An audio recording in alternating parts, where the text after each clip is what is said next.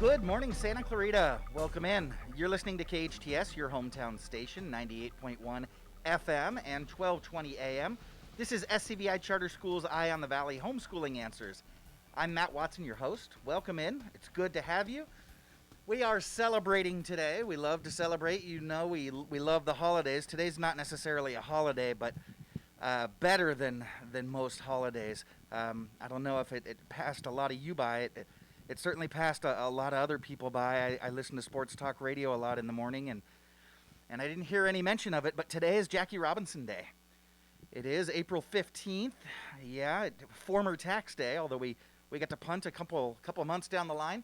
But today is Jackie Robinson Day. It is the day that Jackie Robinson broke the color barrier in professional sports here in the United States. And so giving Jackie a little nod here in the studio with my beanie ball, and I've got a reprieve on the crazy locks, the haircut that's just gotten out of control here. So I am Matt Watson, your host. This is Eye on the Valley Homeschooling Answers. Welcome in. It's good to have you all on this Jackie Robinson Day. While our campuses are closed, KHTS, here in collaboration with SCVI and iLead Charter Schools, brings you this special edition of Eye on the Valley Homeschooling Answers. We are here to support you in doing what you do with your students at home. We're here to help you out with your kids, maintain the growth, the learning. We're also here to help take care of you, make sure that you are happy and healthy and well maintained so that you can do a great job taking care of your family. We come to you live every morning at 9 a.m., providing support and updates for you on this new distance learning journey. And we also continually curate and add new resources to our website, homeschoolinganswers.com. Head on over to homeschoolinganswers.com and check out the resources we've got there. We've got resources for grade levels, subject areas. You can search by subject matter. We've got parenting tips, all different kinds of things to support you there. It's a terrific resource. And if you don't find what you need, shoot me an email at homeschoolinganswers@ileadschools.org. We've got a terrific show today. I'm getting used to my new mask. A good friend of mine, Shannon, made a couple of surgical masks for me this morning. They're a lot more comfortable than the ones that I had picked up, and it's just a matter of adjusting. I love that I got one that sort of matches my Dodger gear here this morning, so I'm loving that. We've got Sulphur Springs School District Superintendent Catherine Kawaguchi on the line. She will be joining us here in just a couple of minutes to discuss the progress of distance learning in her school district. We'll also check back in with our friend mortgage advisor Fred Arnold to see what's happening with the market and how he can advise us to take good care of our home and make sound decisions. We'll also have our daily features to help keep you fueled as a parent in this new distance learning journey that we are all on. We'll be having licensed marriage and family therapist Kristina de Bree coming on, as well as our daily tips to help maintain a strong and healthy family there at home, strong and healthy academic program, strong and healthy you while we remain safer at home. It's going to be a great day. So let's go ahead and get to it. Our first guest today is Superintendent of the Sulphur Springs School District, as I mentioned. Born and raised just west of our valley in Ventura, Catherine Kawaguchi earned her bachelor's degree in psychology from UC Santa Barbara. She received her master's in educational leadership from California Lutheran University and her doctorate in educational leadership from USC. She blanketed her educational experience all across the Southern California beach communities. She started her career in teaching in elementary school. She taught elementary school for 15 years, mostly in 6th grade. She then moved to assistant principal in a middle school and then was promoted to principal and moved back to the elementary school level. Dr. Kawaguchi was later promoted to assistant superintendent of educational services, where she served for 5 years, overseeing special education, English learner services, pupil services, compensatory education, and instructional technology, before she was recruited away from the beach communities here to Awesome Town.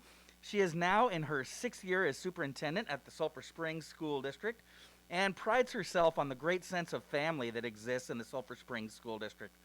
She was named the Regional Curriculum and Instruction Administrator of the Year by the Association of California School Administrators in 2012 and was just recently awarded the Marcus Foster Memorial Award for Administrator Excellence.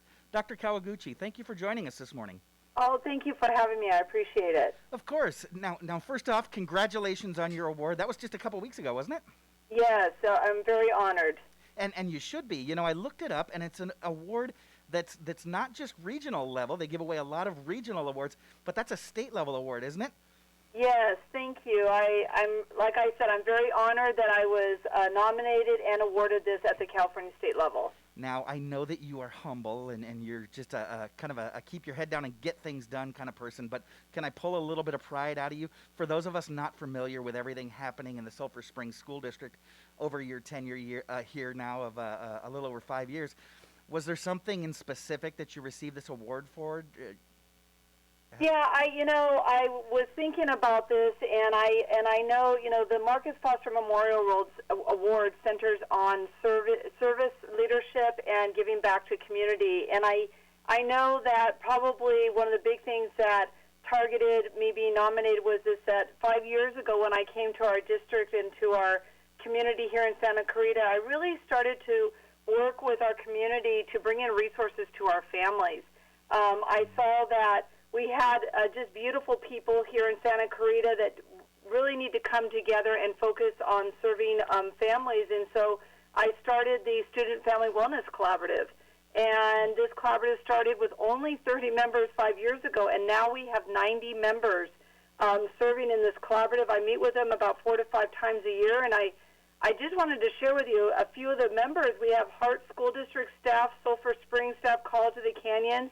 We have our community partners here in Santa Clarita like Samuel Dixon, Family Promise of Santa Clarita, Grandparents as Parents, and LA County Mental Health Assistance League and Child and Family Center, just to name a few. And I'm just so honored that they take the time to just meet with us, meet with the district. And this award is really an award to me for the collaborative because they're the ones making the difference in the lives of our children and in family. And I know that award centers on that is how can you get a community such as Santa Clarita, which I love so much, coming together just to support all the children in our families, to strengthen them throughout the valley. So that's really what the award's about.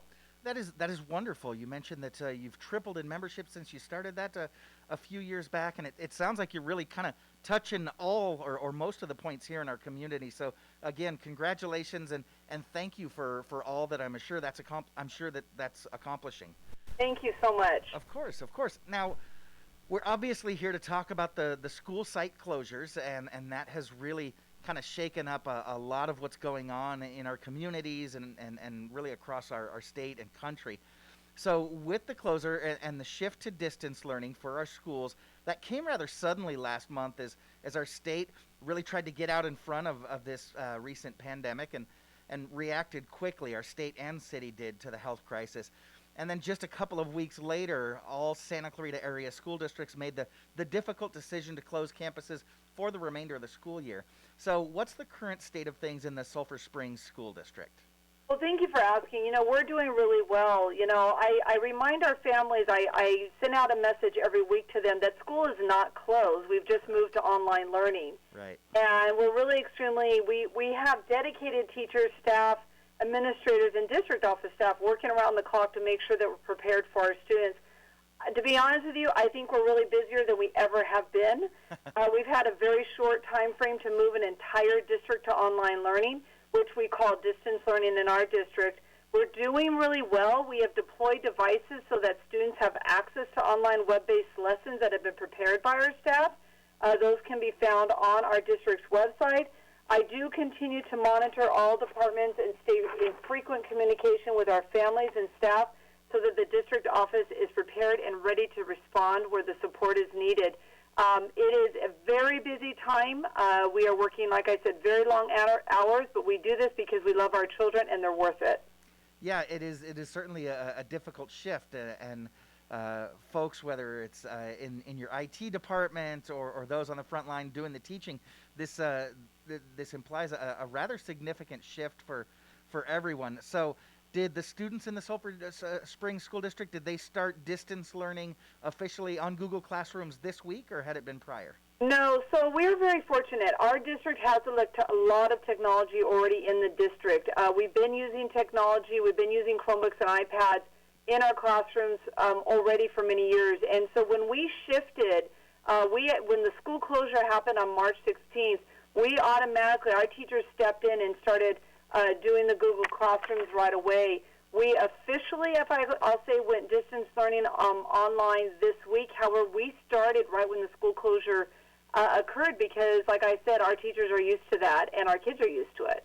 That's fantastic, and I do know that that some of the schools and the districts that were already used to using this technology and had that flexible mindset were the ones that were able to most quickly make the shift. So I really appreciate that. You did mention devices. You know, with distance learning becoming kind of our only option for a good while, it impacts some of our families differently than others, as not everyone has access to the technology that this requires. So can you tell us specifically how your district is handling that challenge of families that may not have the level of technology that's required? Yeah, absolutely. My district's really handling this challenge very well.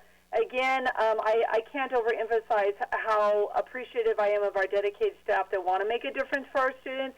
I want to thank our teachers, principals, and our district office and support staff because what they've done is they've reached out to our families individually to see what their needs are.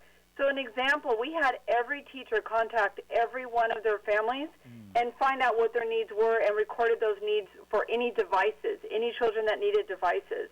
Then that support staff from the district office and from the school sites, we contacted every family individually and arranged to have them come and pick up a device. So last week, we deployed over 2,000 devices. Oh, wow. Families. We have another device deployment occurring this week for those families that maybe couldn't have made it last week.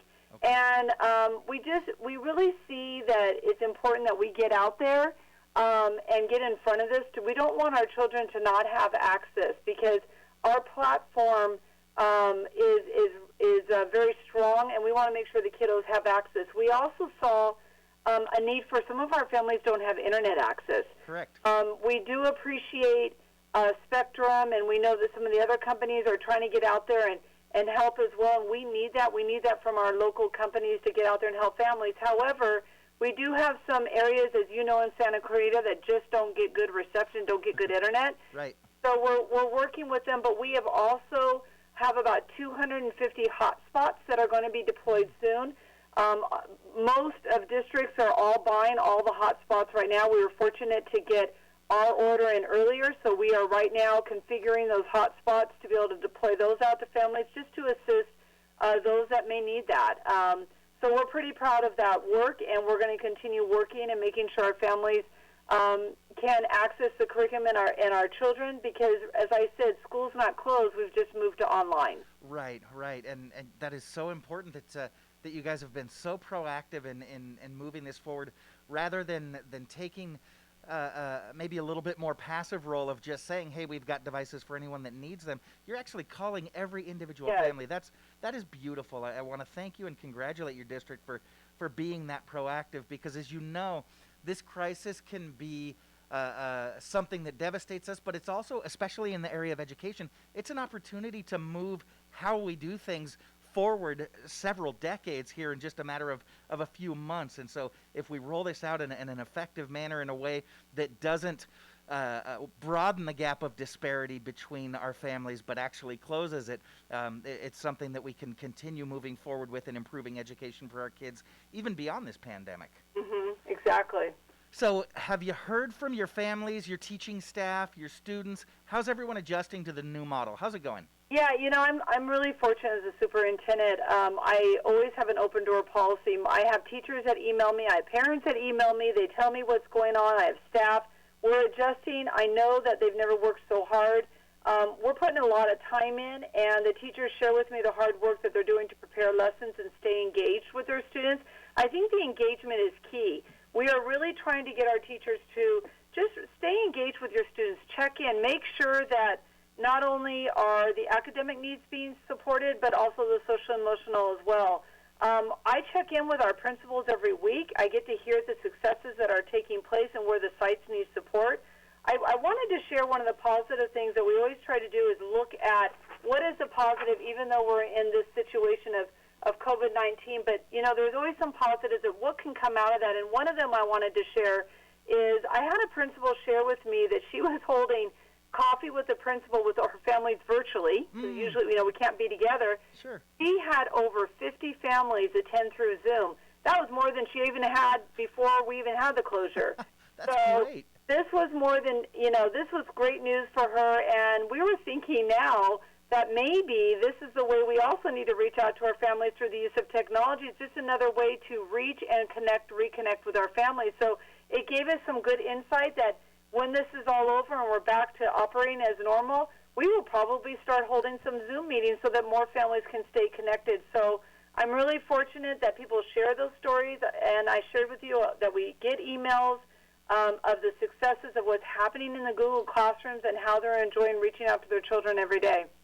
That is terrific. Yeah, that's as we move back into when we head back to campuses and we're able to reopen our school sites again. Yes, you may want to add that maybe a hybrid program where some folks are able to join in person and others join virtually, and that's what I was referring to. Yeah, this is a great way to find innovations that work even better than the way we were doing things before. That is terrific.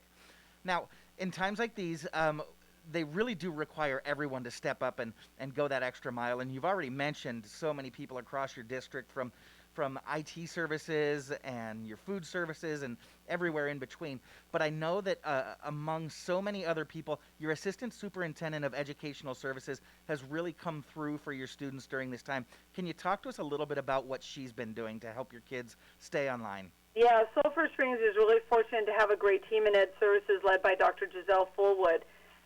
She has a couple people I just want to highlight. Dr. Fullwood and Stephanie Cruz and Maureen Server, Marie LaCrosse, and her entire support staff had been making sure that there's enough educational program materials for all students in the district. One of the things I want to highlight, they've worked hard to ensure that our families that cannot get to the technology have that, and possibly even maybe need a paper pencil curriculum. Some of our families have maybe 5 or 6 kiddos at home, and they just want to make sure the curriculum's there, so they're electing not to take the device, but they want paper pencil packets, and that's fine. Okay. We want to make sure that we get that to them. So we're offering families choices and how they're continuing to support their children with their learning. We're also excited that the online materials are available for our students, are not only just covering reading and math, but we have science, arts, PE, and music. In addition, our Ed Services has also created opportunities for our students to attend virtual field trips. So great. if our children ever wanted to know what it was like to see the world's largest caves in the world, they can go explore that or go to Antarctica as well. Oh, wow. Yeah, so it's been really neat, and any family can access our distance learning platform by going on the district's homepage, and there's resources for parents, students, as well as technology support. So we have to remember we deployed all this technology to maybe some families who are not used to using them. We know their kiddos are, but some of them might have kiddos that are kindergartners or TK, and so we wanted to make sure that families had somebody to call and get a live person online if they were struggling. So we have that in place as well. Oh, that's perfect. I'm sure a lot of families were struggling, and it's nice to have somebody on the other end of the phone there.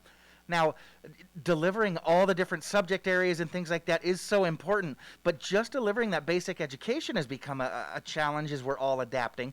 But then some of our students face additional challenges every single day, whether we're on the school site campus or now distance learning. How's your district addressing the needs of students that have those special education needs?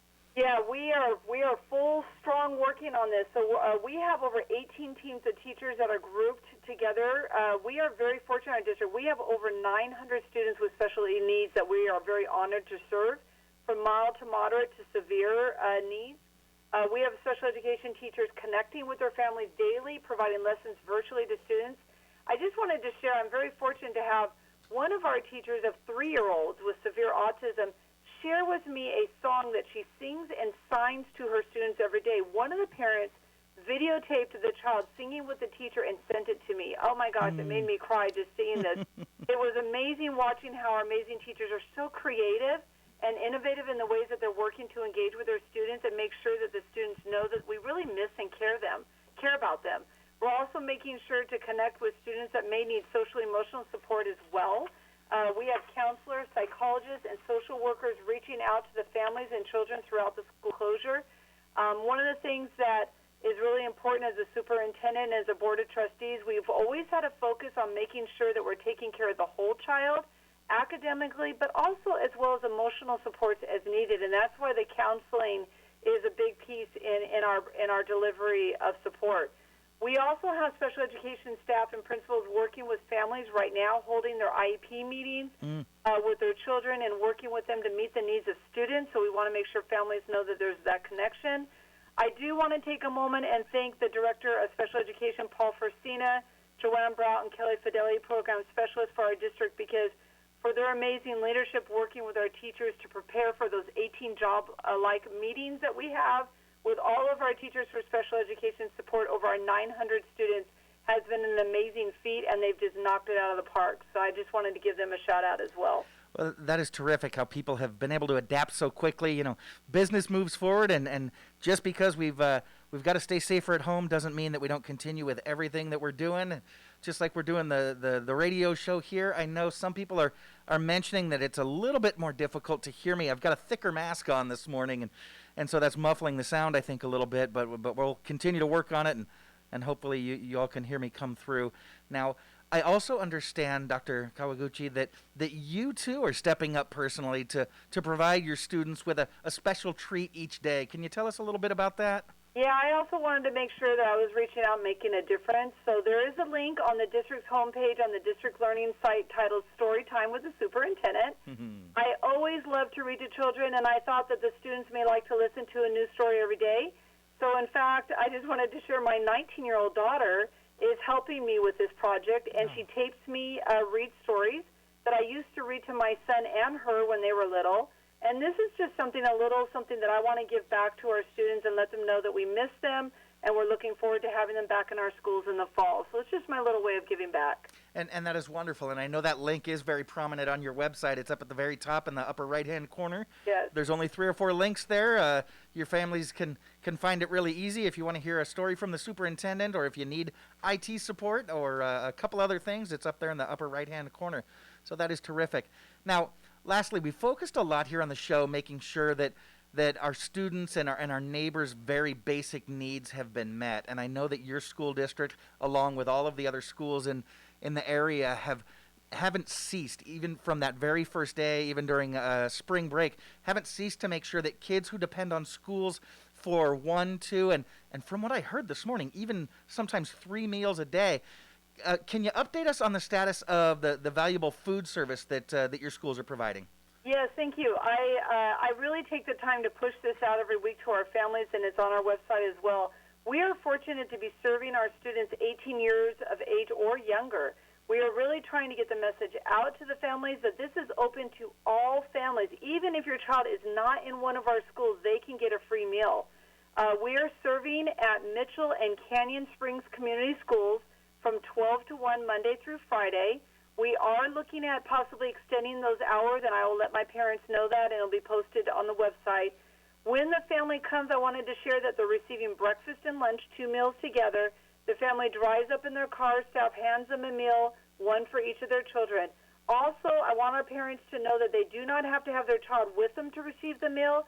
They can just let the food service employee know how many meals they need, and they'll be provided the meals. Also, we are starting to serve dinner at Canyon Springs as well. I heard that this morning. That is terrific news. So families that go to Canyon Springs will get breakfast, lunch, and dinner, 3 meals at one time. And it's all free. And currently we're serving over 1,000 meals a day at these 2 sites. And I just want to give a shout-out to the School Day Cafe.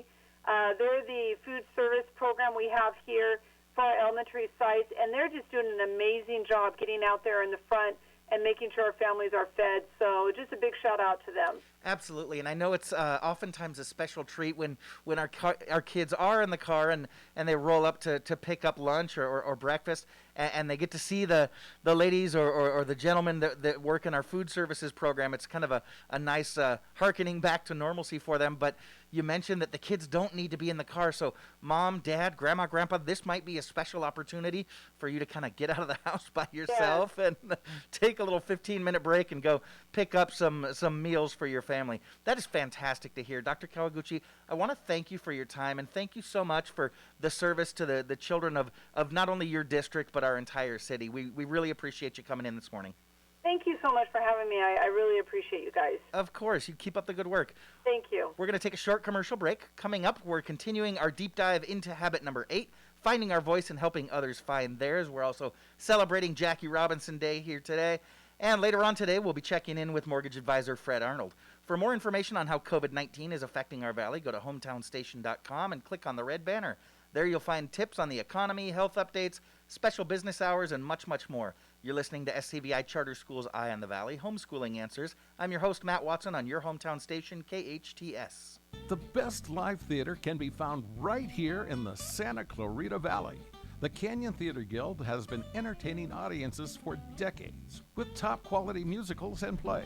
Located on Main Street in Old Town Newhall, CTG also offers workshops for the young actor in your family. For more information, call the box office at 799-2702 or go online to canyontheater.org. Yesterday, December 7th, 1941, a date which will live in infamy. We salute our veterans who sacrificed for our freedom. Santa Clarita veteran Bill Reynolds. Each week, we share an inspirational story of a local veteran on our Hometown Heroes page at hometownstation.com, thanks to our good friends at Eternal Valley. I'm Richard Nunnally, General Manager of Eternal Valley Memorial Park and Mortuary. We believe taking care of each other is what community is all about. We're proud to bring you the stories of our hometown heroes. Eternal Valley, life well celebrated. There's a very good reason Embrace Your Smile has been voted Santa Clarita's #1 orthodontist for 10 years in a row. Honestly, it's our team. Dr. Megan LaCornu. I think for me, what makes it stand out is when I have patients that come up to me and say, we have never been in a doctor's office that feels like this.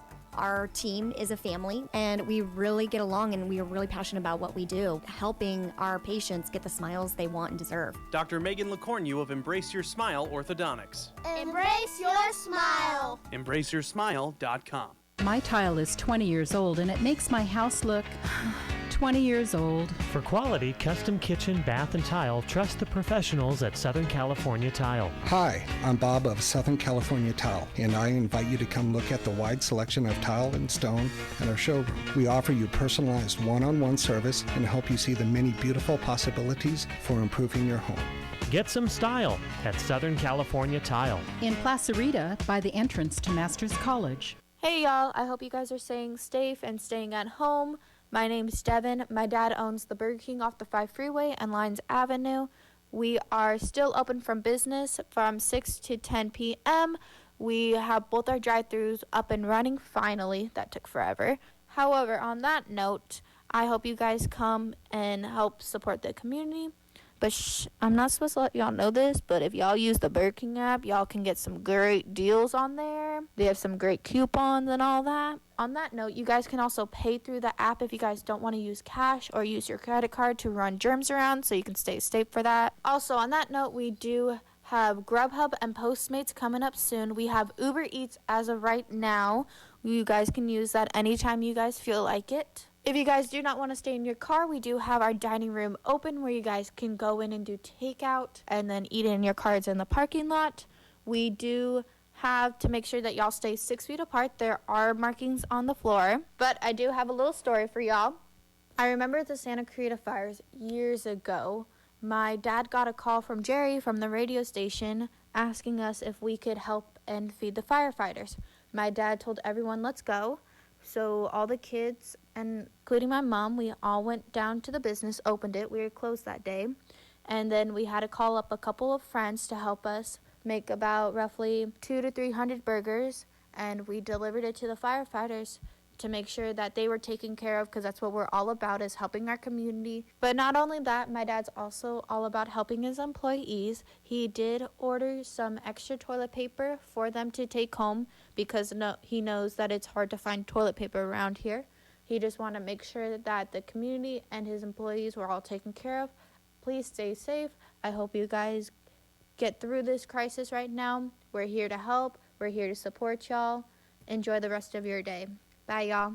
P.S. I forgot to mention that right now, I don't know the exact time limit, but for right now, we are doing a special deal on the app, or you can mention to the employees that anything that you buy, including, for example, if you buy a Whopper combo, you will get 2 free kids meals without the toys, so we can take care of your little ones if you are sort of struggling there. We just want to make sure that everyone's taken care for, even your kids and even you. So don't forget to mention that, or go on to the Burger King app. There are a bunch of great deals on there that'll help you out. Experience luxury senior living at Oakmont of Valencia, Oakmont's brand new community in Santa Clarita. At Oakmont of Valencia, residents will enjoy 5-star amenities, including state-of-the-art movie theaters, spacious custom-built apartment homes, and sweeping views of the valley, all close to shopping, restaurants, and medical centers. Enjoy resort-style living, professional concierge services, a luxurious salon and day spa, and world-class dining. At Oakmont of Valencia, you'll embrace retirement in style. For details, visit oakmontofvalencia.com. Your hometown station. KHTS is the only station I listen to. 98.1 FM and AM 1220.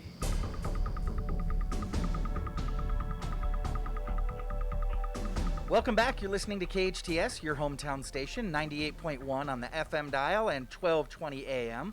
This is Matt Watson, and you are listening to SCVI Charter School's Eye on the Valley Homeschooling Answers. We've been doing a book study the last couple of weeks on Stephen Covey's 7 Habits of Highly Effective People. Why wouldn't we? We all want to be effective, and we all would love to be highly effective. Well, Stephen Covey codified how to do that. He studied the world's most effective people, the most highly effective leaders in our history, and then broke down what things they have in common, and then took a deep dive into each one of those to teach us how we can be highly effective as well, and also teach these habits to our kids.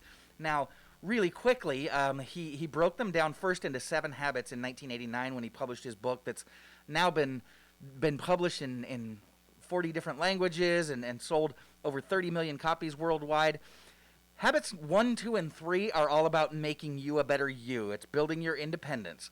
So being proactive and remembering that you're in charge of you. You're not life's victim. You're not a victim of your circumstance or what other people do to you. You are in charge of you. Make your life what you will. Habit number 2, begin with the end in mind. Have a vision and then make a plan to achieve that vision. Habit number 3, put first things first. Prioritize your tasks. Do the important tasks, the urgent tasks first, and stay in those important things and stay away from the less important tasks and the things that aren't quite so urgent. Habits 4, 5, and 6 are about us, making us a better team, building interdependence, working well with others. Okay? So habit 4 is thinking win-win. Now this requires a lot of creative problem solving oftentimes, because it's not just a compromise where you get half of what you want and I get half of what I want, but it's thinking that true win-win. Habit 5 is about being a good listener, seeking first to understand, then to be understood, not just putting your own wants or priorities first. It's truly seeking to understand and empathize with the people that you're working with, that you're listening to, and then once you understand where they're coming from, you can frame your argument, point of view, opinion, idea much more effectively. Habit number 6 is Synergize. It's the idea that 1 + 1 = 3. Our work improves exponentially as we collaborate with others, and the higher level we collaborate with, then 1 + 1 can now equal 10, 100, 1,000, 10,000. Habit 7 is continuous growth, sharpening the saw. That keeps you fresh and balanced physically, mentally, spiritually, and professionally. Now, about 11 years after he published the 7 Habits, Covey published a book called The 8th Habit, and it's really a powerful one. It has to do with the phenomenon that he talks about in his first book of cycling upward. When we go through the 7 habits, he talks about cycling upward, continually improving your effectiveness within the domain of those 7 habits. And that's kind of what habit number 8 is, going from good to great. Habit 8 is finding your voice and helping others find theirs, okay? It's about helping people discover who they are. It's about you becoming successful and taking people along with you. I mentioned yesterday that, you don't have to be the millionaire who sets up the educational foundation or that captain of industry who's out in front and founding schools or huge national or international programs. We can be that person that organizes a small group of friends, or a men's group or a women's group that meets in our home when we're able to do that, or gets together for coffee, or like Dr. Kawaguchi mentioned at last break, you can Zoom in a cup of coffee and just talk to guys about being better guys, or talk to women about being better women, and just continually improving yourselves, encouraging each other to step your game up. It's not hard. Just head in the right direction and take other people with you. One of the major points in Covey's 7 Habits was that in today's age, working together has become more valuable than competing with one another. It's those companies that are constantly linking arms that are being the most successful. I heard President Trump talking this morning about the litany of companies, and he just rattled off scores of different companies that are all working together to help us get through this difficult time. And that's so important, rather than squaring up, drawing that line in the sand and competing with each other, which would actually move us all backward. Now, that's the way things were probably back in the early 20th century, but it's not the way the world works today. So we need to continue to up our game, work together. We can't operate out of this scarcity mindset, the idea that everything that you have is one thing that I can't have, that there's a finite amount of any given resource. We can constantly create new resources and revenue sources. It's just a matter of being creative, being successful, and taking everyone with you. We really all can win. It is possible. So step your game up, bring people with you, and that is habit 8. We've got to take care of a couple of things, but please stick around. We will be back for more after this. You are listening to SCVI Charter Schools, Eye on the Valley, Homeschooling Answers. I'm Matt Watson on your hometown station, KHTS. I never thought I'd be looking for an assisted living home until Mom got sick. Suddenly, there were questions that I didn't have answers to, and only limited time to find the answers. What facility could take the best care of Mom? Then my mother's social worker gave me a brochure for assisted living locators and informed me that assisted living locators is recommended by more healthcare professionals than any other agency. Call Shannon at Assisted Living Locators, 544-1004. That's 544-1004. Chiquita Canyon Landfill takes the waste from our homes and local businesses and puts it to good use. With cutting-edge clean energy technology, Chiquita Canyon powers 10,000 homes each year by harnessing the methane gas from the landfill. So, the next time you wheel your trash can to the curb, feel good that your waste is on its way to making green energy at Chiquita Canyon. Chiquita Canyon Landfill, our partner in sustainable living. And now a word from Dr. Pilecki. Could taking ibuprofen actually increase your risk for coronavirus? France's Minister of Health thinks so, and so does the British Medical Journal, stating that taking anti-inflammatory drugs could aggravate the infection. Jean-Louis Monstron, professor of pharmacology, Central University Toulouse, said that the corona-boosting effects of ibuprofen are no surprise, and Paul Little, professor of primary care research, University of Southampton, said that complications of respiratory infections are more common when anti-inflammatory drugs are used, citing 2 randomized controlled studies where ibuprofen resulted in more serious illness. Ian Jones, professor of virology, University of Reading, said that the anti-inflammatory properties of ibuprofen dampens the immune system, interfering with the patient's recovery. In fact, all anti-inflammatory medications block prostaglandins, which, while are inflammatory, also play a critical role in a healthy immune response. And it's the inhibition of this healthy kind of inflammation that causes the majority of severe side effects of all anti-inflammatory medication. Now we can see that certain kinds of inflammation are actually good for you, especially when fighting infection. Fevers under 101 lasting less than 24 hours should be considered a healthy immune response. Of course, follow all CDC recommendations for safety when dealing with coronavirus. And if you want to reduce your risks even more, you can download my free Healthy Living COVID-19 program at drpilecki.com and on the KHTS Coronavirus Experts page. These days, it's hard to figure out how to fill all the self-isolation time, let alone figure out what to have for lunch or dinner. Salt Creek Grill owner Greg Amsler is helping us out in a big, big way. Salt Creek is now offering takeout and curbside pickup, so you don't even have to get out of your car. Now, if you'd like, you could stay at home. They participate with Uber Eats, Postmates, DoorDash, and Grubhub. Their entire menu is available for pickup or delivery, including to-go beer and wine. Hey.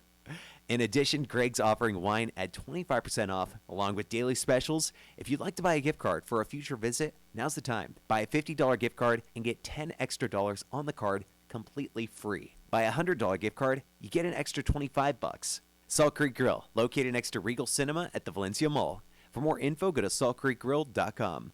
Got Plumbing, it's Eric. Son, it's Mother. I was thinking, son. Wait a minute. Cut, son.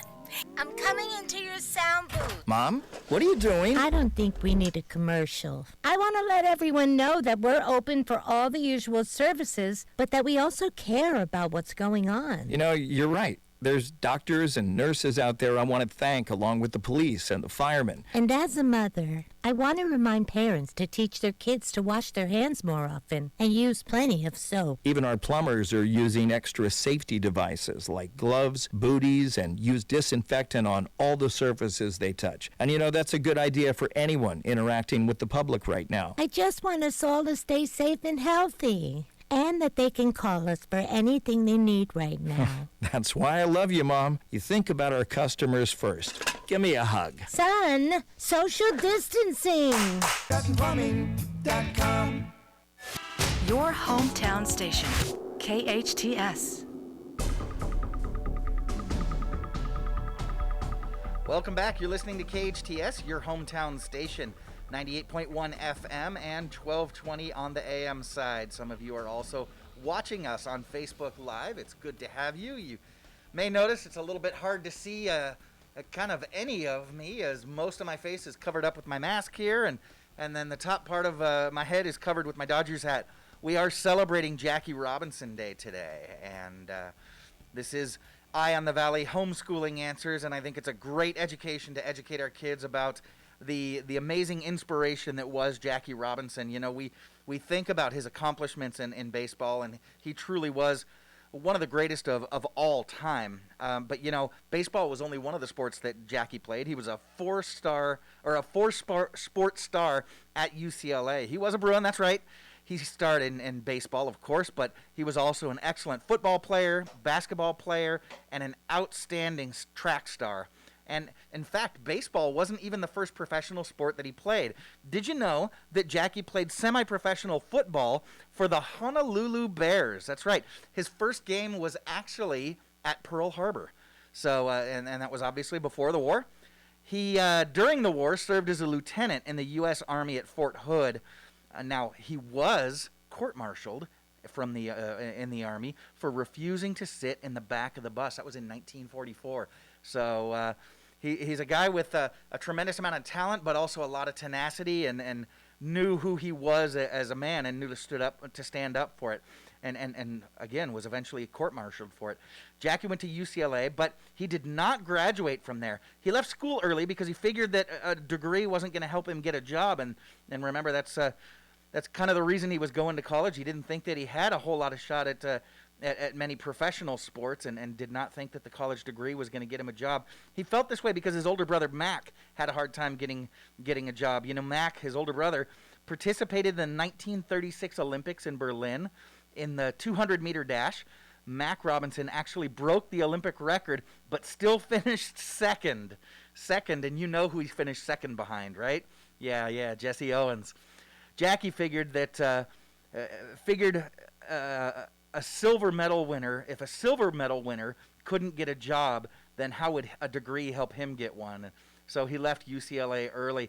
He did go on to play in the Negro Leagues in professional baseball, and then you know the story about how Dodger owner Branch Rickey brought him in, and they together broke that color barrier in professional baseball. It was not an easy time for Jackie. He really did suffer emotionally, suffered physically. A lot of people came at him physically, verbally, emotionally, and yet still he persevered. He was a career .311 hitter, and if you know baseball, you know that hitting over 300 is an incredible feat. There's not many guys that do it. He was a career .311 hitter. He was the 1947 Rookie of the Year, 1949 National League MVP. He was a 6-time All-Star. He appeared in the World Series 6 times, and his number 42, you know, that number is now just internationally famous. His number 42 is the only number today, even still today, it's the only number retired by the entirety of baseball.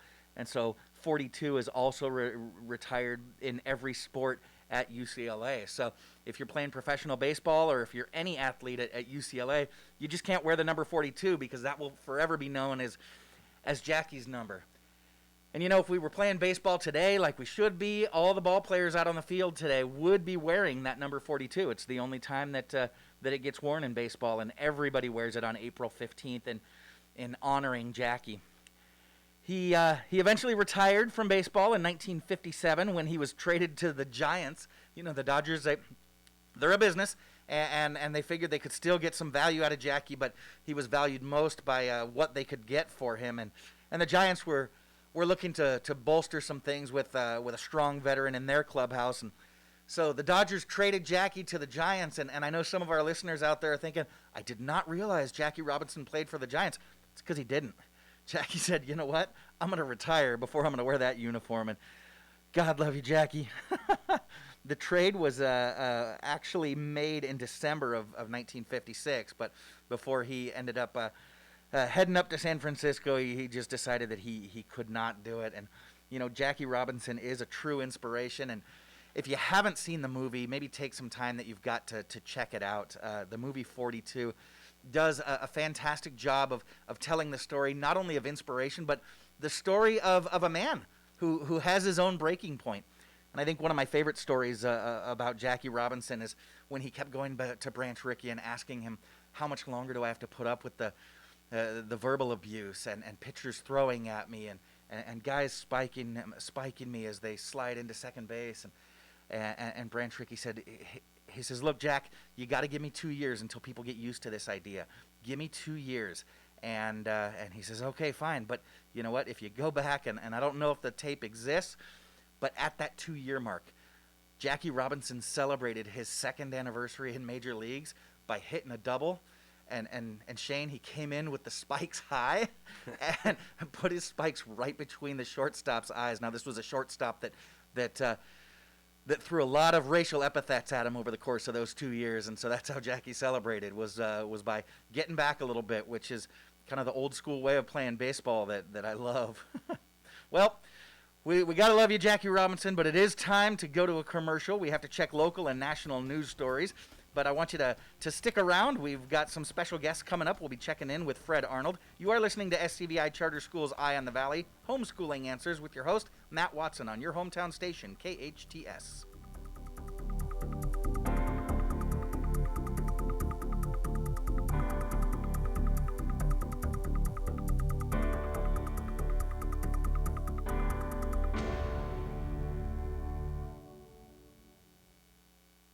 Dreaming of becoming the next Steph Curry or Klay Thompson, or maybe just you want your kid to look good and have fun on the court? Introducing the Shockmaster. The Shockmaster is a revolutionary basketball training aid that isolates the shooting pocket, allows you to develop that consistent shot. Shockmaster will improve your shooting efficiency, accuracy, and shooting percentages dramatically. It's the ultimate training device. There's nothing like it. Visit shotmaster.net and discover for yourself how Shotmaster will become your game changer. Shotmaster.net. At Advanced Audiology, we know how important hearing is to you, your loved ones, your work success, your safety, and your ability to stay in the game. Most people won't admit hearing loss to themselves or others. We make it easy for you. Today's digital hearing aids come in a variety of styles, including invisible. All feature-rich, providing unparalleled hearing quality, wearing comfort, and automation that simplifies your life. Don't be fooled by our imitators. There's only one Advanced Audiology with the purple sign next to AAA on Valencia Boulevard. Mb2 Raceway, fast, high-performance kart racing at LA County's only indoor electric kart racing facility, and you're the superstar driver. Motocross legend and DEI driver Ricky Carmichael and Team Andretti Green's Brian Herta race in Mb2 when they're not fighting it out for world championships, and so can you. Mb2 Raceway, located between San Fernando and Santa Clarita Valleys, where the 5, the 210, and the 14 freeways meet in Sylmar. It's Mb2 Raceway. Dial 1-866-986-RACE. That's 1-866-986-RACE. Mb2 Raceway, where racers race. The minute I open my door, Debbie Morris has a problem. I say, oh my gosh. A really big problem. The dog, the cat, my 3-year-old. Debbie's house is a mess. How can one family create this disaster? Debbie needs Made for You. I need help. Professional, residential, and commercial cleaning, locally owned. You choose the schedule, weekly, bi-weekly, monthly, or even one-time seasonal cleaning. Call 255-2922. That's 255-2922. Made for You. Made for You rescued me. KHTS, AM 1220 and 98.1 FM Santa Clarita. It's 10 o'clock. Time for national news on KHTS. Sending a message in Michigan. I'm Lisa Brady, Fox News. What organizers call Operation Gridlock at the state capitol in Lansing. Protesters, mostly staying in their cars, say the latest stay-home order from Governor Gretchen Whitmer went too far, including a ban on visiting family and friends. One homemade sign says common sense over tyranny, but some demonstrators are violating social distancing guidelines, gathering too close together in person in front of the Capitol building. Whitmer says she's just trying to keep people safe. She's also facing lawsuits and a push for a recall election. The Small Business Administration just reporting over 1.3 million applications approved under the Payroll Protection Initiative, totaling over $296 billion. Also noting this involves over 4,800 lending institutions. There have been complaints and concerns around the country about some small businesses having trouble accessing that assistance. Meantime, Congress has not been able to agree yet on more funding. House Majority Leader Steny Hoyer says passing an interim coronavirus spending bill by the end of this week is optimal, but he makes no guarantees as talks between top Democrats and Republicans continue. The Trump administration and Senate Republicans want an additional $250 billion added to a small business loan program facing a shortfall. Top Democrats say that request must also be met with billions of dollars for health centers and state and local governments. So far, no deal has been reached. Any agreement will likely need the backing of all members of Congress to approve an interim spending bill by unanimous consent to avoid lawmakers traveling back to Washington. Jared Halpern, Fox News. More evidence of economic damage, including the biggest drop in decades for manufacturing, sending stocks tumbling. The president holds a string of phone calls today with a wide variety of industry groups. America is listening to Fox News. I'm Nick Soboleski, a Select Quote agent with a true story that could save you hundreds of dollars a year. A woman named Linda just called. Her husband, Ray, has a $300,000 group life insurance policy, but is changing jobs and can't take it with him. Well, I shopped the many highly rated term life insurance companies we represent and found Ray, who is 41 and takes medication to control his cholesterol, a 10-year, $500,000 policy for under $27 a month. That's almost twice the coverage for less than half of what he had paid. If SelectQuote hasn't shopped for your life insurance, you're probably paying too much. For your free quote, call 800-597-0315. That's 800-597-0315. 800-597-0315. Or go to SelectQuote.com. Since 1985, we shop, you save. Get full details on the example policy at selectquote.com/commercials. Or price could vary depending on your health, issuing company, and other factors. Not available in all states. After back-to-back endorsements from Bernie Sanders and former President Obama, Elizabeth Warren chimes in. Joe Biden has spent nearly his entire life in public service. He knows that a government run with integrity, competence, and heart will save lives and save livelihoods. Her endorsement of the now presumptive Democratic nominee comes over a month after Warren dropped out of the race.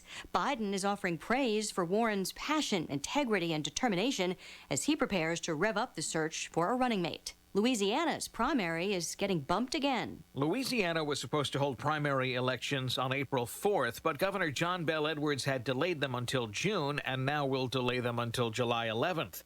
The state is also looking to double the length of their early voting period and widen the availability of absentee mail-in ballots to state residents impacted by COVID-19.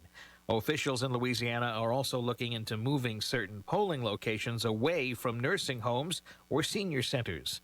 Eben Brown, Fox News. One mall sets a date to reopen. The Nebraska Crossing Outlets southwest of Omaha plans a soft reopen April 24th in an effort to get Nebraskans back to work while implementing safety measures, including taking employees' temperatures, protective coverings, cleaning and disinfecting. The state's documented about 900 coronavirus cases and 20 reportedly related deaths. Governor Pete Ricketts has issued gathering limits, though is allowing stores to open so long as they follow social distancing guidelines. Jeff Manasso, Fox News. Meantime, a record drop in retail sales, down nearly 9% last month. The Dow dropping over 600 points at times. The S&P has also been down over 2%. I'm Lisa Brady, and this is Fox News.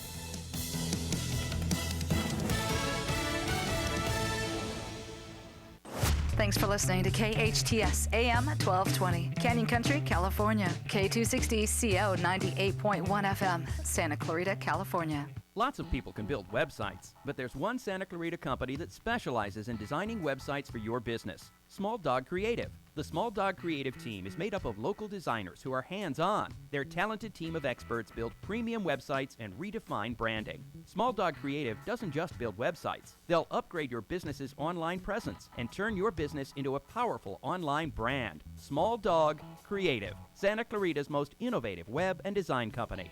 SmallDogCreative.com. We all know sometimes people lose their way. If you or someone you know is struggling with addiction, the Way Out Recovery SCV may have the answers you've been waiting for. The Way Out is the premier intensive outpatient treatment center serving Santa Clarita. Asking for help is the first step. Call The Way Out today, 661-296-4444. That's 296-4444 for a private free assessment. The Way Out is an accredited, affordable outpatient program that accepts most insurance. Call us at 661-296-4444 or check us out online at thewayoutrrecoveryscv.com.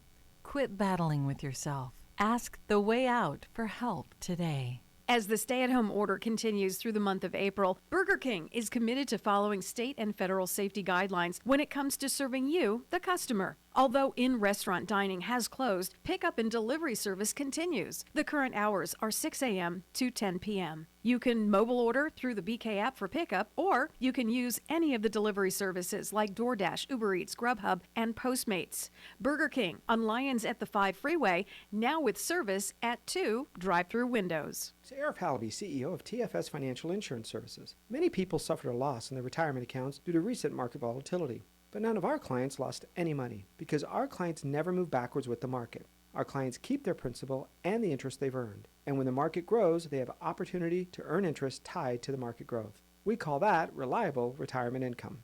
Sound good? We'd like to help you.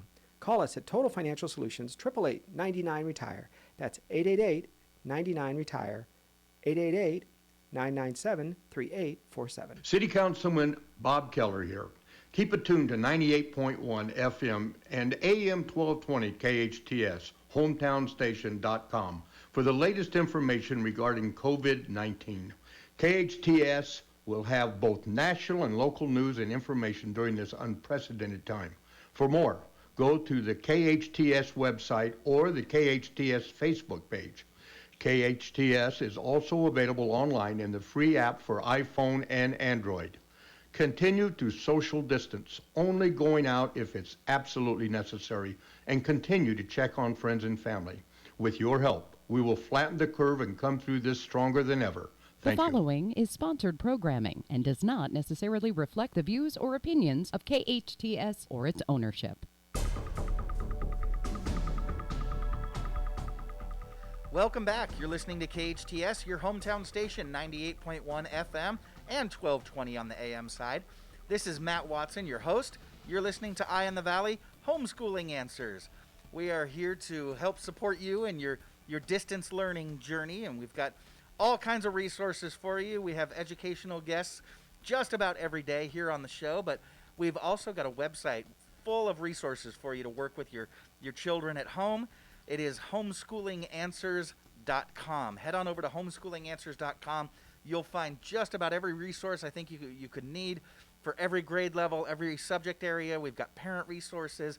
We've got folks reading bedtime stories and all different kinds of video and print content and just a tremendous amount of ideas to help support you and your student during this time. My next guest has been an active philanthropist, inspiration, and stalwart in our community for over 3 decades.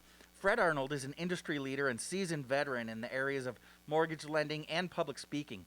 Fred began his career in 1991 after graduating from Cal State Northridge. The school's so nice that I decided to go there twice. Fred is a mortgage professional with American Family Funding, and he's helped his clients obtain over $1 billion in mortgage loans over the past 2 decades.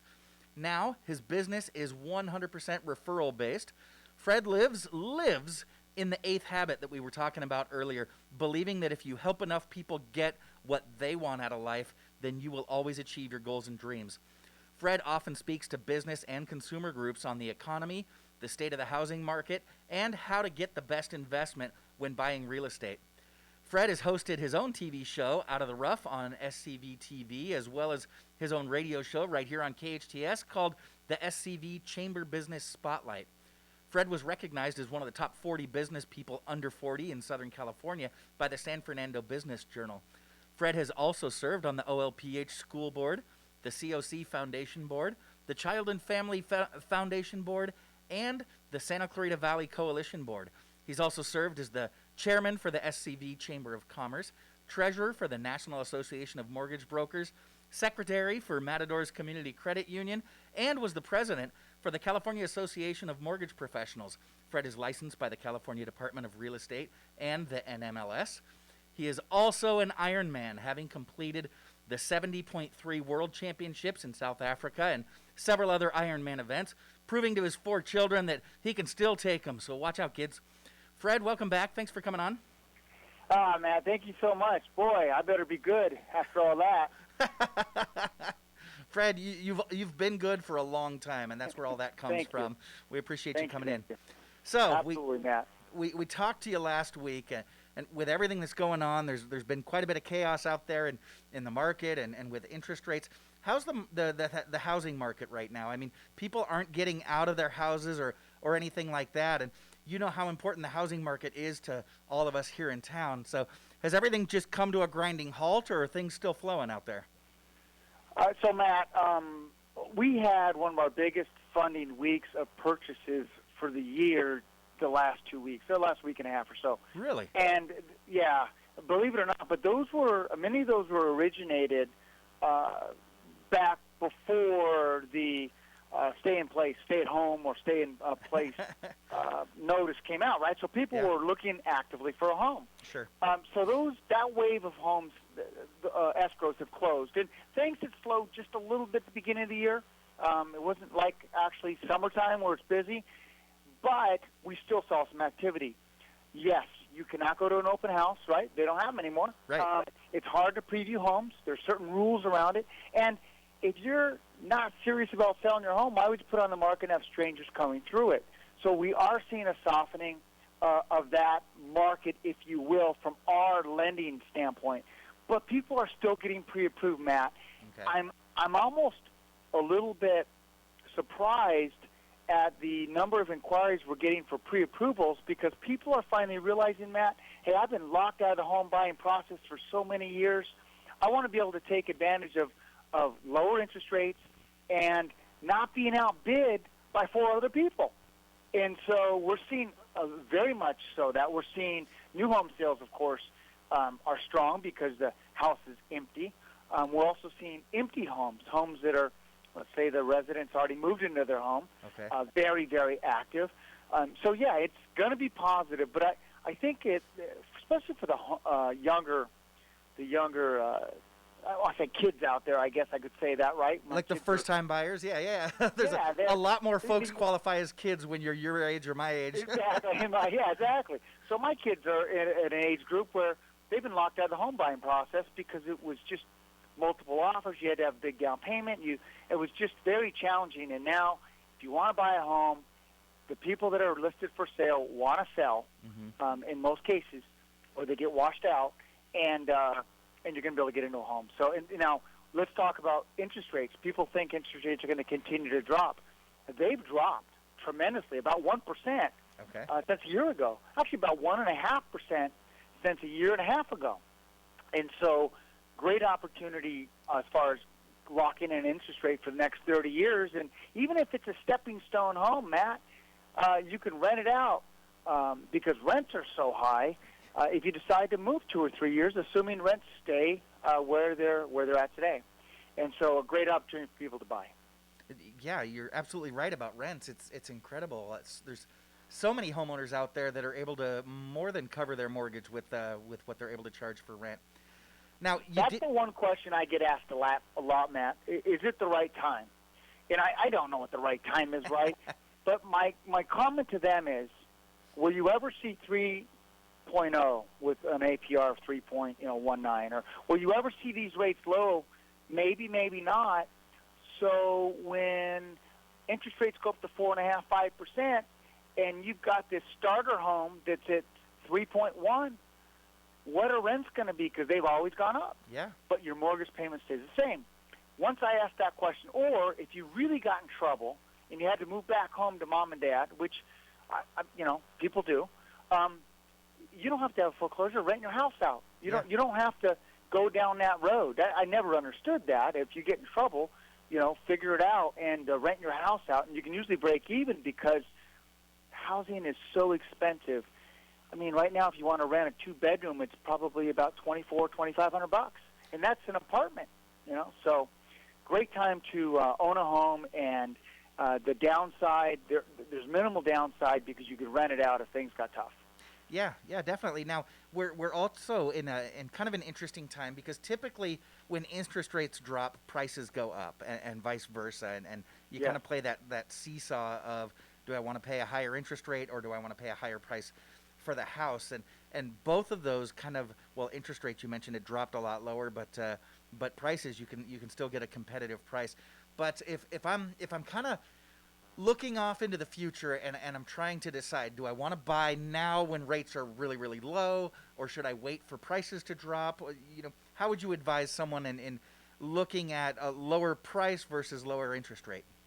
Well, if you look at, so you got to look at a few things. Go to a competent mortgage professional that's going to do a cost of waiting analysis. And what the cost of waiting analysis is, if you have an interest rate, let's say hypothetically 3% with an APR of 3.19. I always got to say that because there is a cost of funds that's greater than the interest rate. You pay the interest rate plus closing costs. So let's say it's at 3%. And interest rates go to 4%. You have to have, but the value of the home drops by 5%. Have a mortgage professional evaluate the cost of that home at 3% over the next 30 years, and the cost of that home at, let's say, a $400,000 home, and then the cost at 4% on, let's say, $375,000 or $380,000, and then do the total cost of that house, and you'll really determine whether it makes sense to wait or not. Number one. But a lot of times, see, you got to understand, they're not making a lot more homes. They're not making any more land out here, right? Yeah.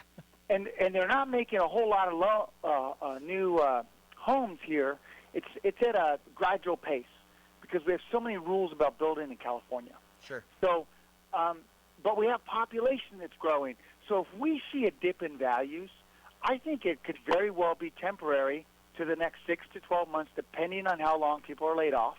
Mm-hmm. If we go back to work in a month or two, perhaps, or slowly go back to work, perhaps it won't be as dramatic of an effect as if we're off for another 2 or 3 months.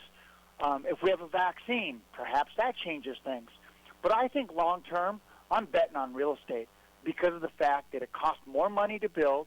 It costs more money for labor, labor, legal, and lumber, and that's going to continue to go up. And so I still believe in real estate long term, without a doubt, is going to continue to be a very strong investment. But where else can you invest 5% or 3% down or 5% down but get the complete upside of the whole, because if the value of a house goes up by 5% and your house is worth $400,000, your house went up by $20,000, but you only had to put $15,000 to $20,000 down. Yeah. You doubled your money. So it's I'm excited about real estate. Yeah, definitely. And where better in the world, really, than here in Southern California, right? Yeah, it's beautiful. I mean, look at the day, man. It is gorgeous out there. Well, not only that, so someone said to me, Matt, that the earth needed a breather. And, being a kind of a hardworking, person, I go, well, that's kind of interesting. But I let it sink in a little bit. And, oh, my God, it's beautiful out. And partially it's beautiful because we don't have as much smog as we sometimes have with all the cars on the road. Yep. So it is truly beautiful out today. And where else can we get this kind of weather and this kind of beauty of a countryside than Southern California? Yeah, absolutely. And then, the folks here in town have done such a thoughtful and terrific job of designing our community with all the hiking trails, the paseos, and all of the greenery. It's just absolutely gorgeous. And the parks are tremendous, and we're going to be able to go back into the parks. So, invest in your community. Plus the schools, Matt. We have some of the best schools in the country, not in the state, but in the country. And so our teachers are tremendous. They do a good work. Our parents really support our kids in school, and so it's a great community to be in. So I'm very bullish long term on real estate, especially if you can get in with these low interest rates. Yeah, absolutely. Now, Fred, I know that the mortgage industry, you and your colleagues are all doing what you can to respond to people's needs right now, and for folks that are able to maybe get out there and start investing in real estate, it's a good time, but it's a tough time for other folks, whether it's because business is slowed down or their industry has stopped and folks have been laid off. And so Congress and the mortgage industry are doing what they can. Can you tell us about the CARES Act? We talked about it last week, but there were still a couple of uncertainties, but we're starting to see how things shake out. How's the CARES Act working for folks that need a little bit of a reprieve right now? Yeah, great question, Matt. So there's been 2 million forbearance requests made. Forbearance is, Matt, is calling your lender and saying, I owe you let's say $3,000 this month for my mortgage payment, and I can't pay it. And what the CARES Act addressed was the opportunity that if your loan was owned by Fannie Mae, Freddie, or Ginnie Mae, that they would allow, I believe, up to 12 months of a forbearance, which means you don't make your payment during that time. But it never gave guidance to industry other than don't report them as being late, don't charge them late fees, and work with the borrowers. There's no means test. So what we're finding is every lender's trying to do their best to interpret what is the good intent of the rule. Because there's no means test, anyone can ask for a forbearance. They can say they're in trouble. They don't have to prove it. So you could easily have 2 working parents or 2 working borrowers. One of them's working full-time still, and one of them completely laid off, but is making more money under unemployment and the amount of money that came to us through the $2.3 trillion fund, CARES Act. Yep. And people are postponing the payment. And I'm going, well, no, don't do that. If you still have enough means and enough dollars to, because of the unemployment situation and the money that's being pumped into the system, make your payment, because what's going to happen is 3 months down the road, 6 months down the road, 12 months down the road, they're going to say, pay us all the money. The forbearance was only for that time. You still owe the money.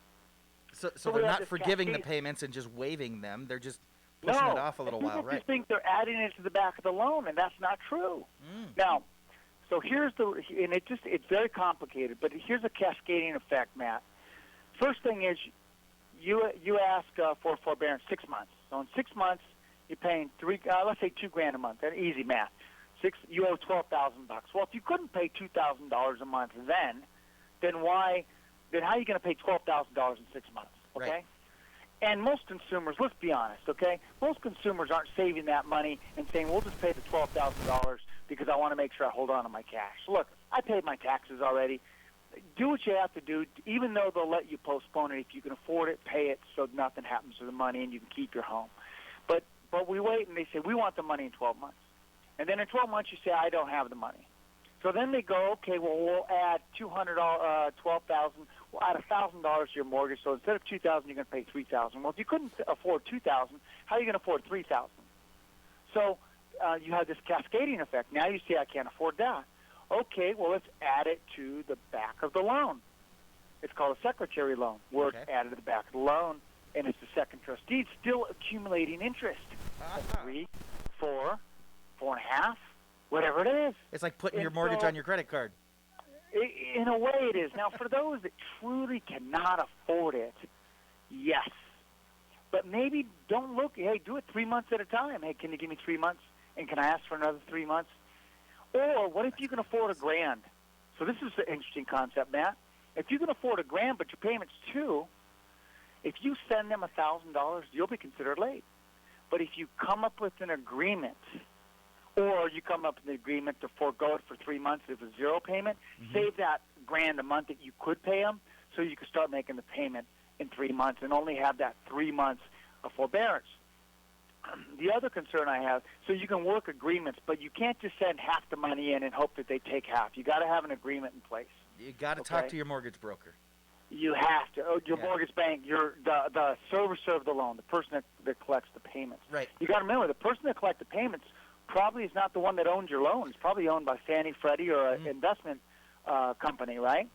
So you have to contact them. Very, very important. But I want to stress one thing, Matt. Look, we might be back to work in 3 months. So if there's any way you can make your payment, make it. Because if rates continue to stay phenomenal, and your rate is 3.75 or higher, or you're on a variable, you're going to want to take advantage of a refinance. But we're not sure how lenders are going to look at forbearances in 3-4 months. Maybe you're not eligible for it until 3 months later. We don't know. And so does it make sense to go to gamble a forbearance if you don't need it, because you might be able to get a phenomenal interest rate as soon as we come out of these challenging times? That you might not qualify for if you'd taken the forbearance.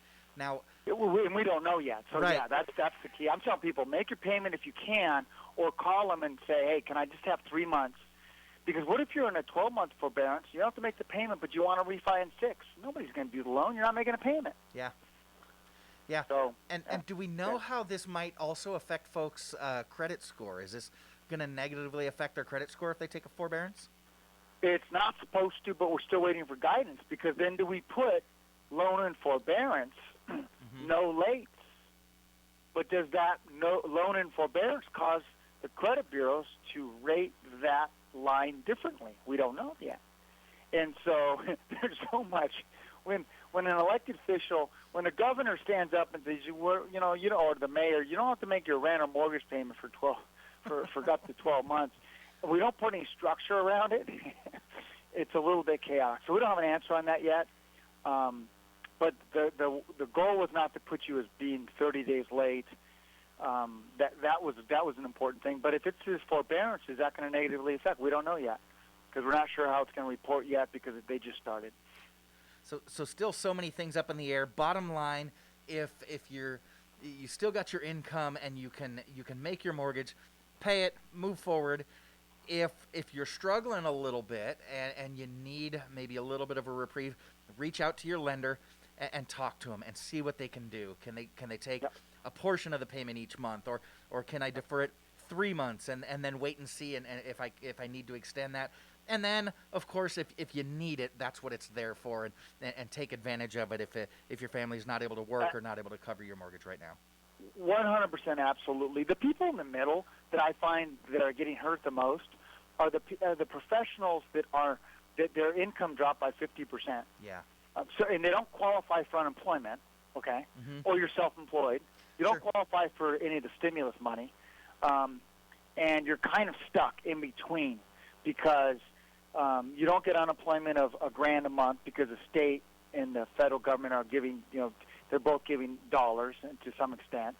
So that's good because maybe your salary was $5,000 a month, and now you're getting, 38 to 42. Again, I don't know the exact numbers.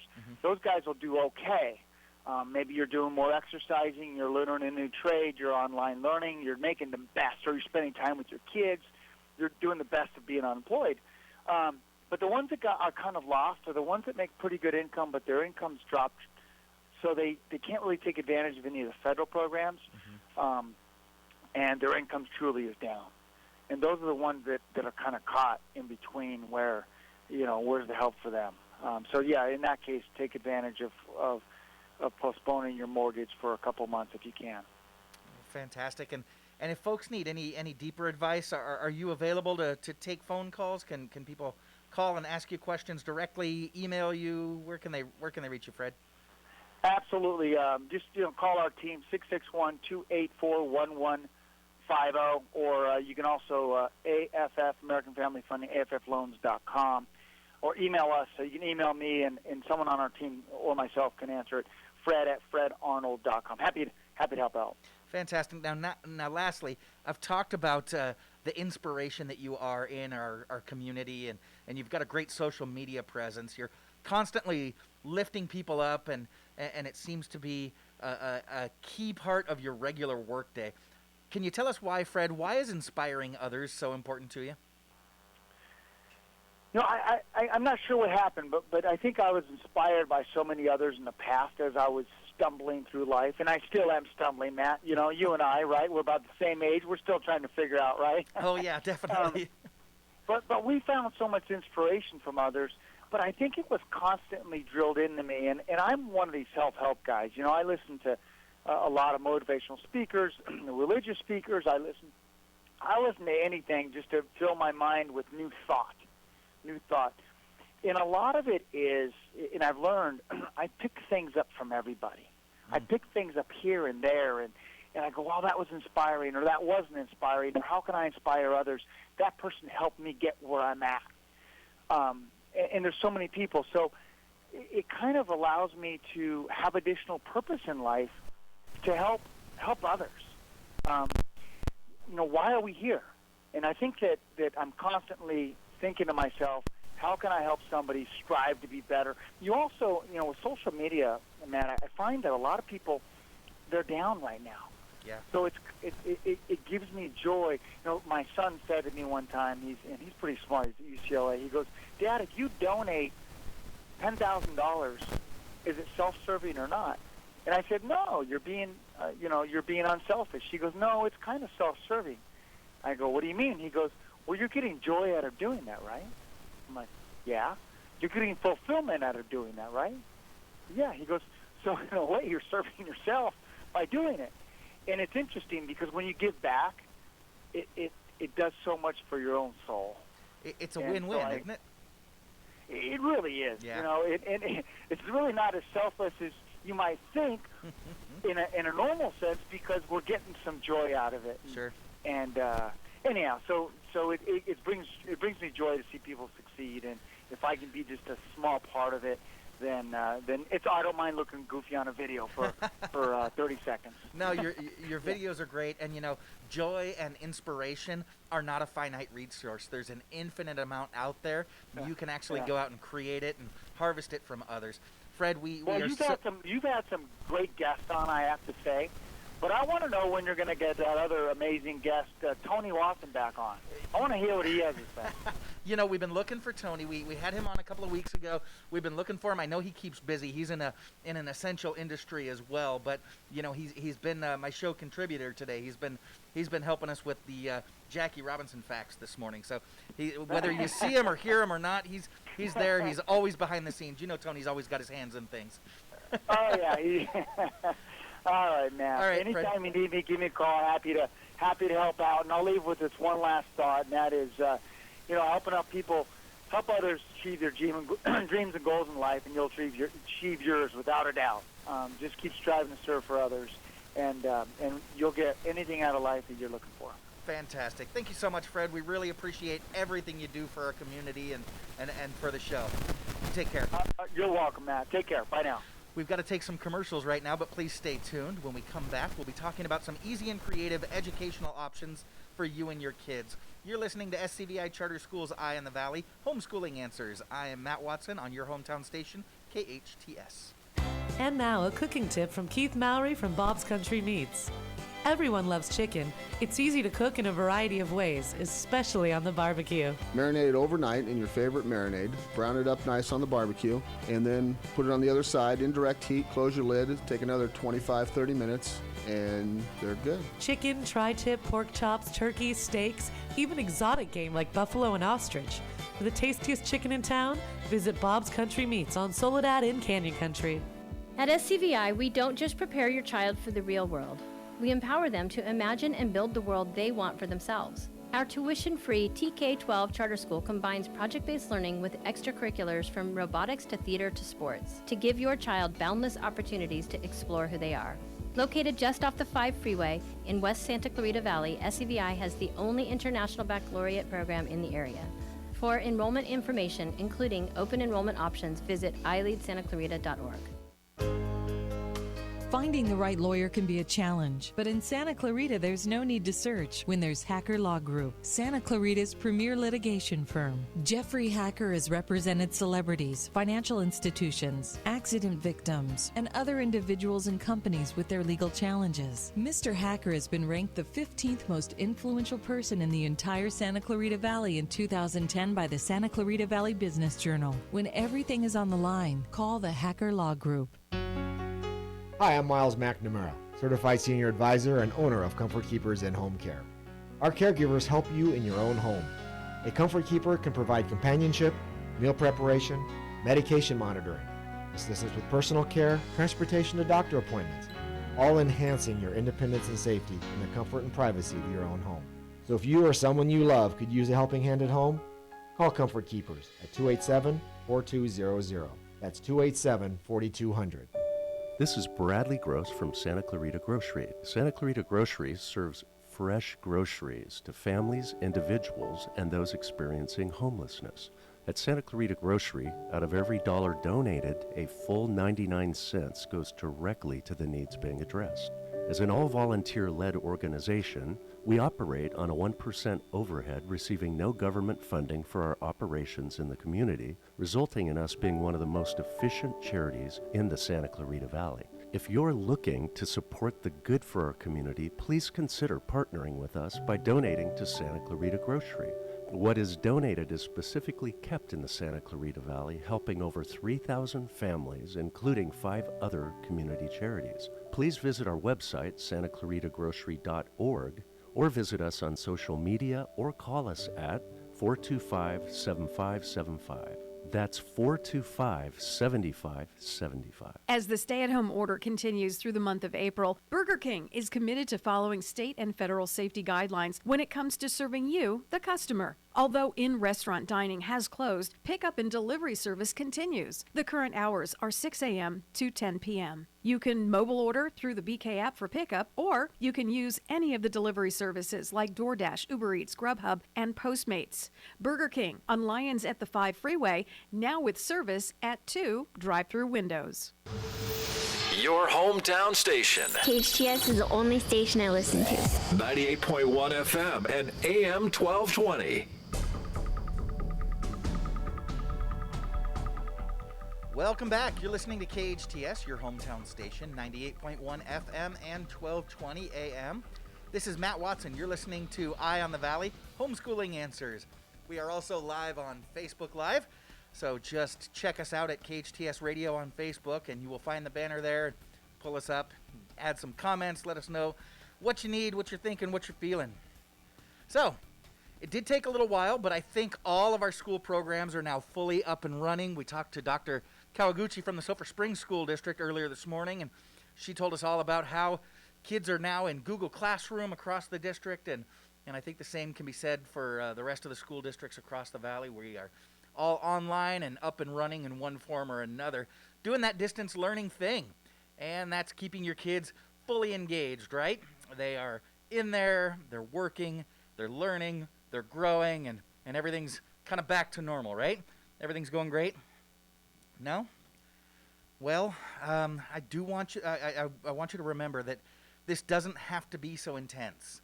Okay, so if you know your kids are doing everything that the schools are asking them to do, and you find they've still got a lot of time on their hands, or you know they're chomping at the bit, or maybe they're not getting exactly what they need, and you feel like you have to step in, and now you have to become that full-time math teacher or that full-time reading teacher or both, and you just don't know what to do. It doesn't have to be that hard. Yes, we do have tons of resources for you, and if that's something that you want to step in and do, and you want to sit and work with your kids, and you've got your 3-student classroom set up there in the living room, and you're ready to go, dive on into our website at homeschoolinganswers.com. We've got just about every resource you could need, and if we don't, just shoot us an email. Go on over to homeschoolinganswers.com, take a look around at all the different resources we've got there, and if we're missing something, you don't see what you need, send me an email at homeschoolinganswers@ileadschools.org. homeschoolinganswers@ileadschools.org. But you know, it doesn't have to be that hard. It doesn't have to be so, and can you see the air quotes? It doesn't have to be so academic. You know, I was talking to my producer and show contributor, Sarah McDaniels, yesterday, and we were talking about the show yesterday, about how everything is learning. And you know, Sarah was sharing some of the examples, and I've seen some of my other friends, my educator friends and my non-educator friends, doing some amazing things. There was a friend of a friend who posted on social media yesterday some pictures that they had taken when they were out on a walk with their kid. They live up in Washington State, and they had decided to get out and do a little physical education, take a walk with the family. So important.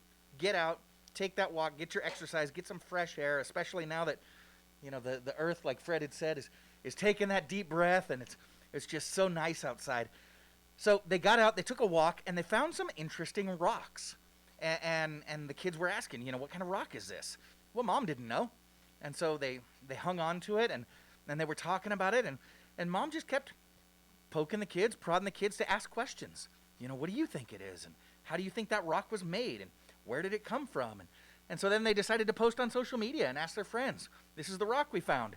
What do you guys think? And, you know, that is a deep learning experience, and it's something that they won't quickly forget, right? You've got to eat, right?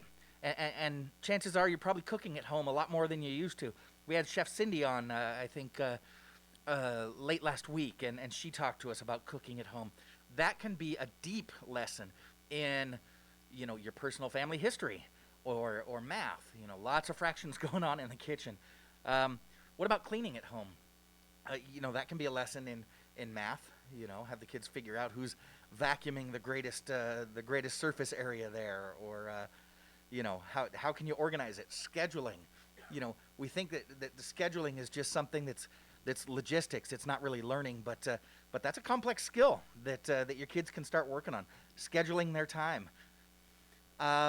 What else? You know, we talked yesterday with Amber, our math guru over at iLead Schools, and she talked about a road trip that she took with her dad years ago, and how we could possibly start planning our first family road trip when things loosen up and we're allowed to get out. Have your kids decide where they want to go, and have them plan that road trip. There's so much learning that goes on there, from math to geography. You build some history in there. You get your kids writing about it. There's all different kinds of things that you can build into having your kids plan that first family vacation when we're able to get out. We were talking yesterday about my son and I grocery planning. You know, open up the fridge and try to figure out what we've got enough food for, and you know, ask the kids. Okay, you know what we typically eat, and we've got some basic staples in there. Maybe the Spam continues to get shoved to the back of the cabinet, but we've got food for how long? Have your kids figure out how long we've got enough of our regular diet before we have to go to the store, and if, you know, it's not going to come to this, so don't scare your kids, but if they were to say you can't go out for 3 weeks, could you make it? Could you pull that Spam a little bit further forward, a little bit more quickly, and break out the ramen or the chicken broth? You know, how long could we get by as a family of 4 or 5?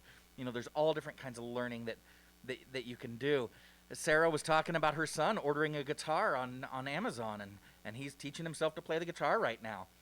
What about learning some basics of communication? You know, we talk about letter writing being a lost art, but what about having your kids start to communicate with their friends, with their grandparents, with their cousins across the country via letter writing?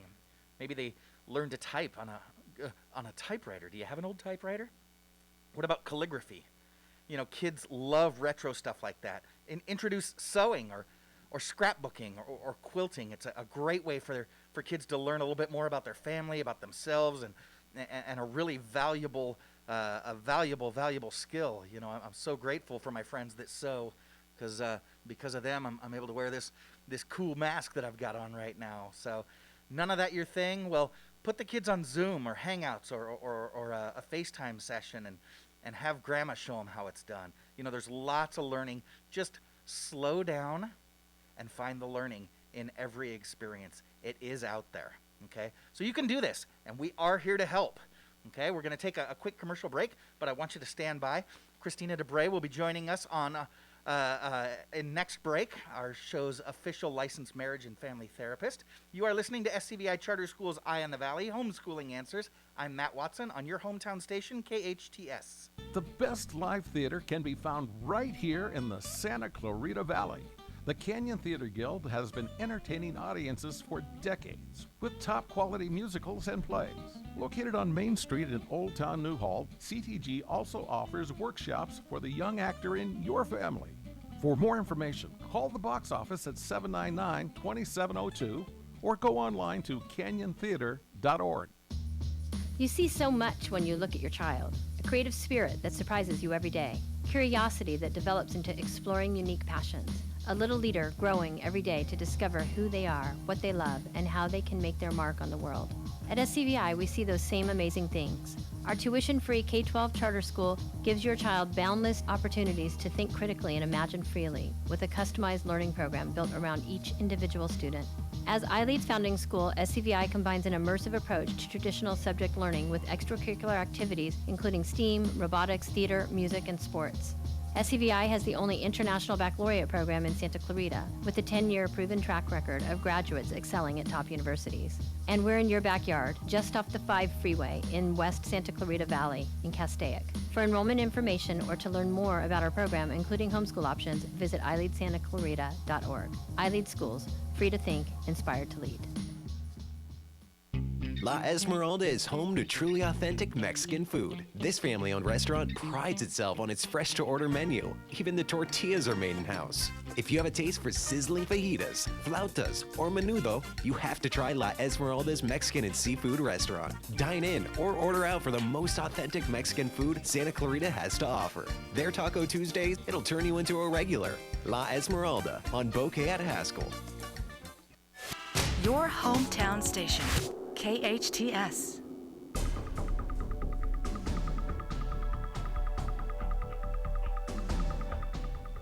Welcome back. You're listening to KHTS, your hometown station, 98.1 FM and 1220 on the AM side.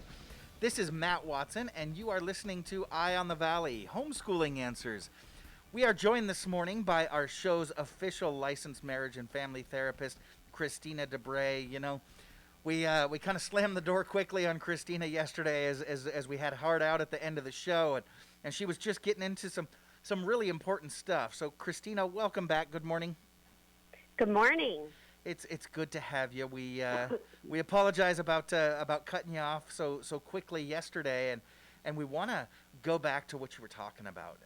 You know, we had discussed how everybody's coping with things a little bit differently. It seems like some folks are doing fine, and other folks are going into some dark places, and you know, it can be easy for folks to judge. You know, you're not taking this seriously enough, or oh, you're exaggerating. And you know, the truth is, we all come to things from our own personal angle, with our own personal background and experience. You talked about you know, kids that have really been through the ringer this last year. You know, the kids that attend Saugus High School, I'm referring to specifically, but they're not the only ones. You know, our community's dealt with not just shootings, but wildfires, and now this pandemic that's affecting the entire world. and folks are coping with things differently. And we talked yesterday about why folks cope differently, and then you shared with us 3 things that we can do to help us get away from the negative coping mechanism and shift into a more positive light. So can we step back a little bit and reset that for folks? Of course. So really, these are some 3 basic things, and some people are going to be able to do these things, and other people are going to be so far down the rabbit hole that these things may not work for them, and that's okay because there's other options available. So the first 3 things that I want to focus on is staying in the present. So doing whatever you can do, count 5 colors in the room, notice 5 textures that you can touch, drink a glass of cold water, take some slow, deep breaths in and out. You can download one of those apps like Calm or Headspace to help you. Any kind of meditation-based activity, or there's a lot of free videos on YouTube. You also want to be able to monitor yourself, monitor your behaviors, your emotions, your thoughts.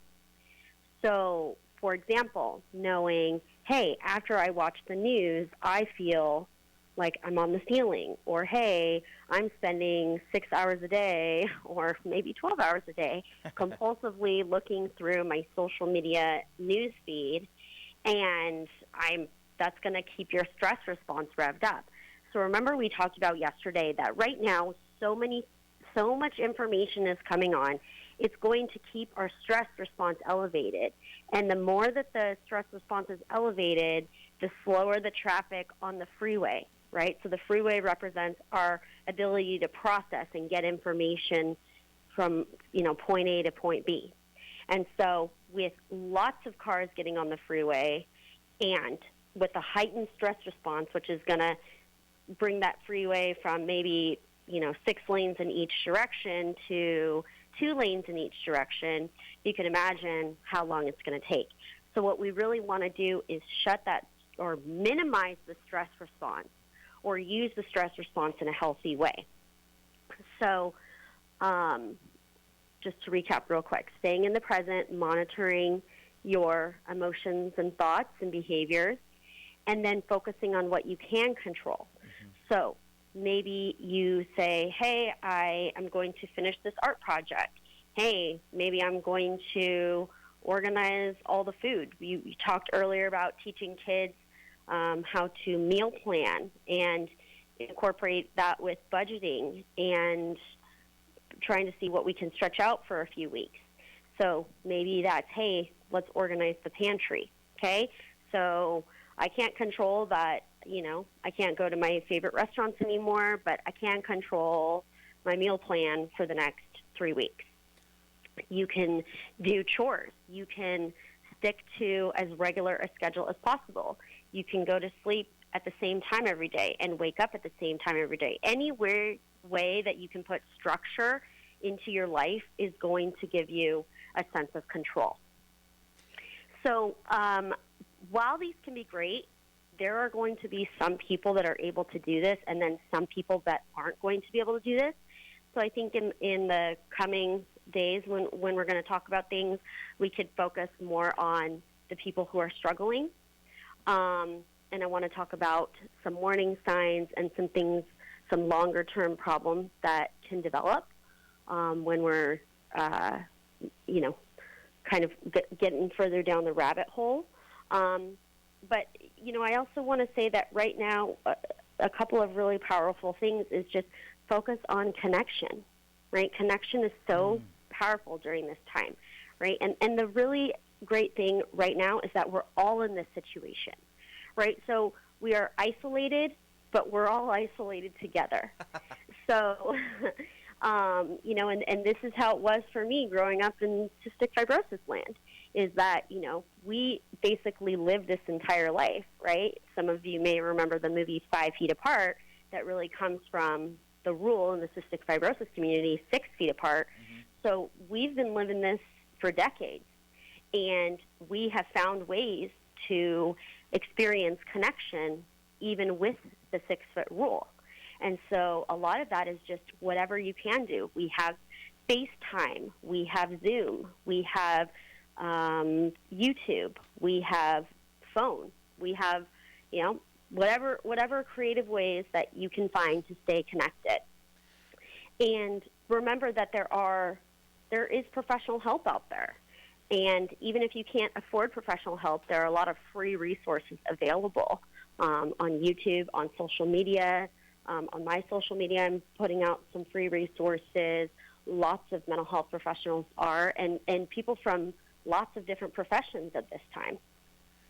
It's so important. And, I think the key to what you're talking about being present and taking control of the things that you can, is something that we mentioned just last break. Just slow down. Hang on. Take a minute. Breathe.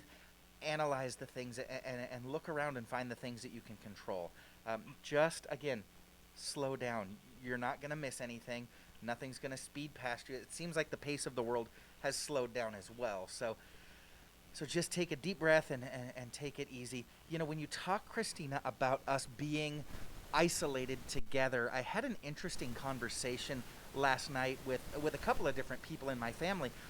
We are all sort of in this together, but it's also important to empathize because not everybody's going through the same type of thing. Not everybody is experiencing this in the same way. I was reflecting with, again, my family last night.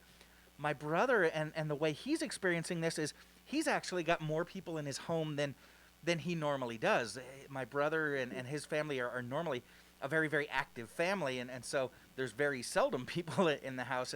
And now there's a family of 6 there, and they're really enjoying the time. But, my mother is recently retired. She just retired last week, and now she's home all day, not interacting with clients, and she's living with her husband, who she adores, but it's just the two of them. And, they don't necessarily take advantage of the technology that folks in your generation, dare I say my generation as well, they're not as accustomed to jumping online. That's not the way they interact with others. And so we need to look at, yes, we're all going through this together, but we're all experiencing it in a different way. We need to kind of try to empathize with other folks and sort of imagine, put ourselves in their place of what they're going through, try to understand them a little bit better. Absolutely. Well, I think it's important to remember that, even if we could clone ourselves and give ourselves the exact same life and circumstances that we did, there would still be differences. And so there are similarities of what we're all dealing with, but there are also differences. And there's no two people that are, carbon copies of one another. And absolutely, it is important to know, hey, there are things that are similar, but hey, there are some things that are different.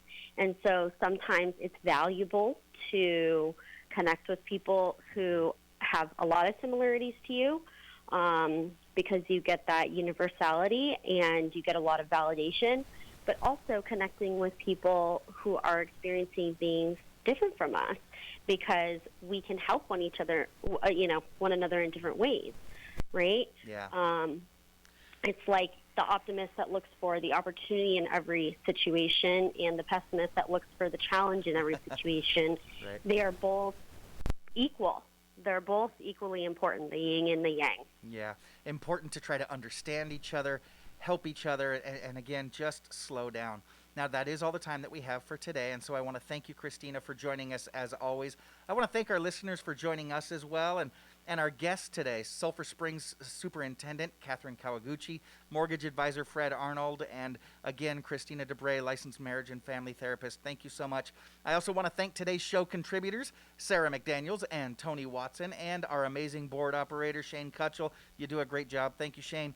Please join us again tomorrow and every Monday through Friday at 9 a.m. Tomorrow we've got a great show. We'll be talking preschool with Wendy Ruiz from iLead Schools. Dr. Diane Van Hook from COC will be joining us, and we'll get to participate in a KHTS tradition, the 4th grade book report with Rachel Ann, 4th grader from Pico Canyon Elementary. You are listening to SCVI Charter Schools Eye on the Valley, Homeschooling Answers. I'm your host, Matt Watson, and this is your hometown station, KHTS.